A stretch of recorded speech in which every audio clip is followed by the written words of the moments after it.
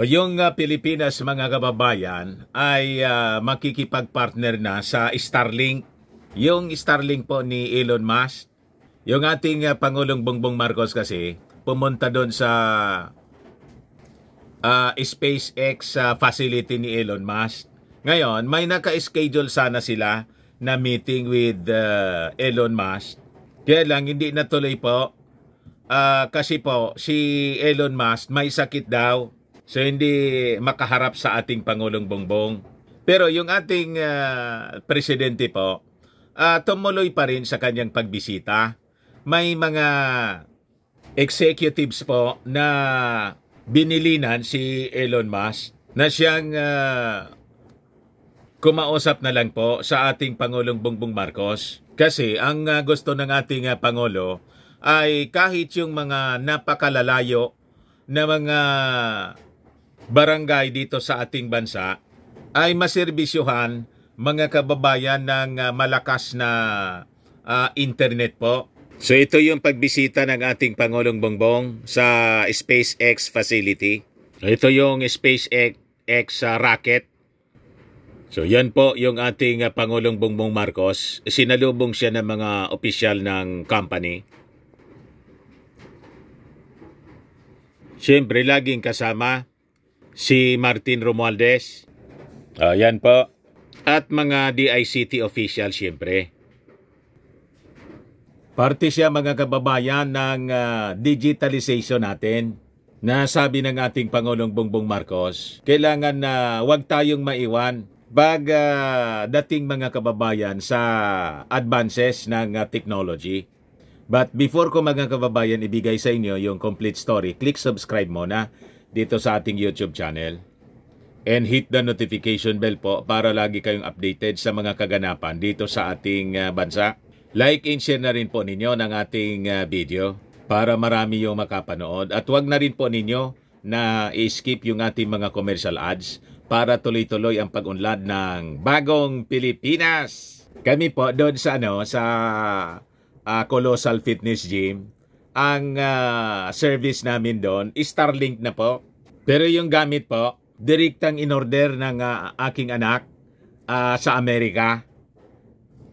So ang gusto ng ating Pangulong Bongbong Marcos na through partnership, yung gobyerno na mismo, yung mag-initiate nito, na malagyan ng mga Starlink facilities, internet facilities sa mga barangay.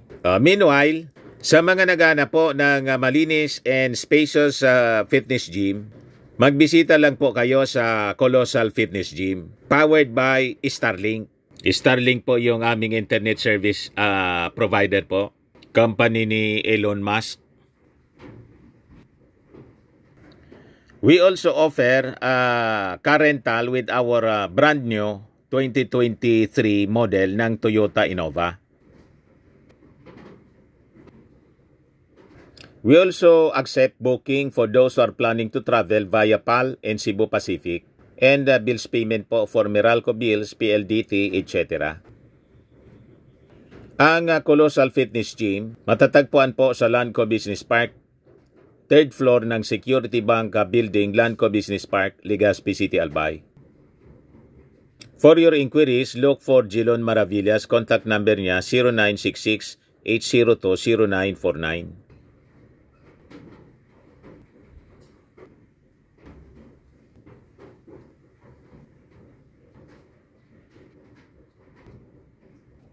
Ayos pa? Ayos na ayos niya Mr. Maravillas. So ito po yung good news. News release galing po sa Presidential Communications Office. So yung ating Pangulong Bongbong Marcos is eyeing forging an alliance with US technology giant. Ito pong Starlink para ma-improve yung internet connectivity dito po sa ating bansa. Yan na niya yung ating Presidente Mr. Maravillas. Lahat gustong maayos niya. Siyempre naman po, para hindi po tayo primitive. Di ba? Mas maraming internet provider mga kababayan, mas maganda, mas maraming kompetisyon. Di ba?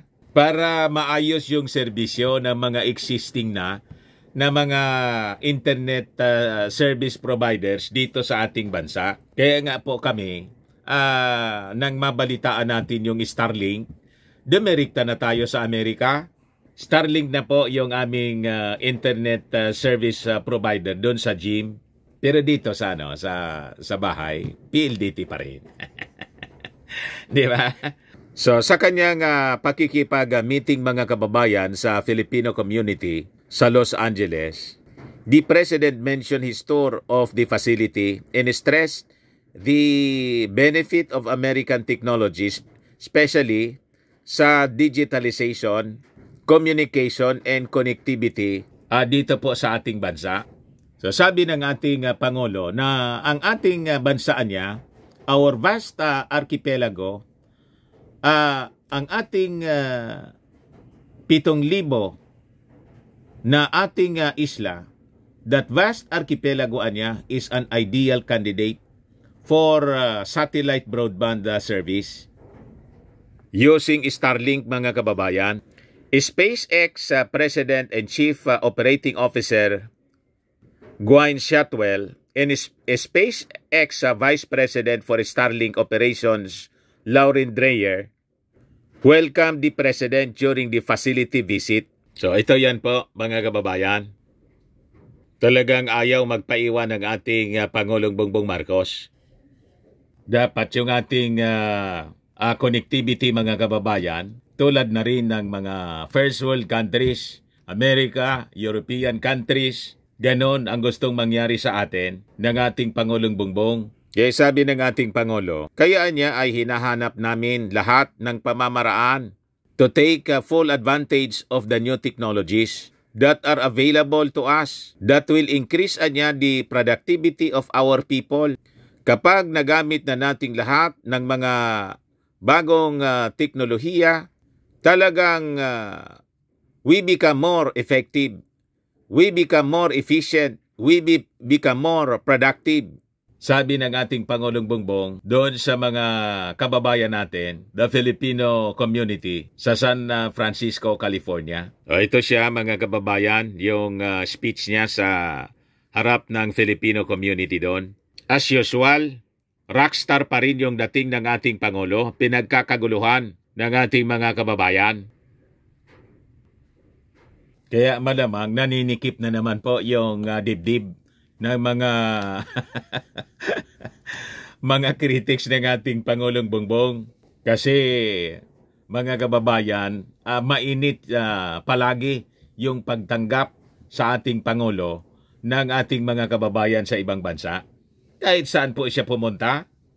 So sabi niya rito, in the Philippines sometimes we still hear about mahina yung internet, but in the near future through these links that we were able to develop on this trip, we're very confident that we will no longer hear complaints about our internet, our online services Sa susunod ang maririnig na natin ay praises for the speed of our country's internet connectivity. Mali na yung naisulat ng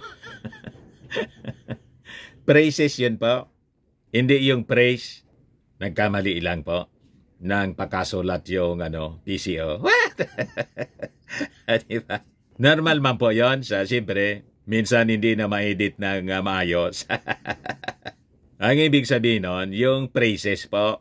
Kasi siyempre, pag maganda na yung serbisyo ng internet natin, mabilis na palagi, matutuwa yung mga tao. At ngayon pong panahon na to, napakahalaga ng internet connectivity. O, tayo nga po, kung wala tayong internet, paano tayo magkausap-usap at paano tayo bibinta rito? Di ba? So we cannot imagine mga kababayan a world without internet connectivity. Lalo na po sa uri ng mga negosyo ngayong panahon na to.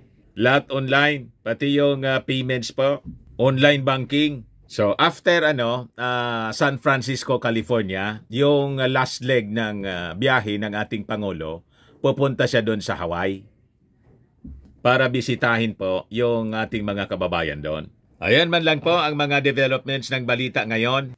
Baka lang gusto ninyo po itong itry, Firmax Firming and Lifting Cream. Pinapahid po sa mga pulses po. Sa mga pulses pala.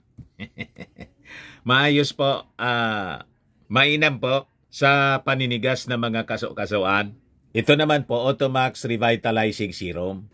Sa mukha naman yung application, anti-aging po siya. You will look 10 years younger than your age. Sa mga cancer patients naman po, baka lang gusto ninyo itong itry. Ning siya red mixed fruit drink. Hindi man po siya gamot, food supplement siya. Kaya lang, gawa siya mga kababayan sa goji berry. Yung goji berry may anti-cancer properties. O ngayon, yung mga inquiries po ninyo, dumiretso na lang kayo sa aming messenger sa Facebook para masagot namin agad. Ayos po, ako po si Dante Maravillas. Bye-bye. God bless.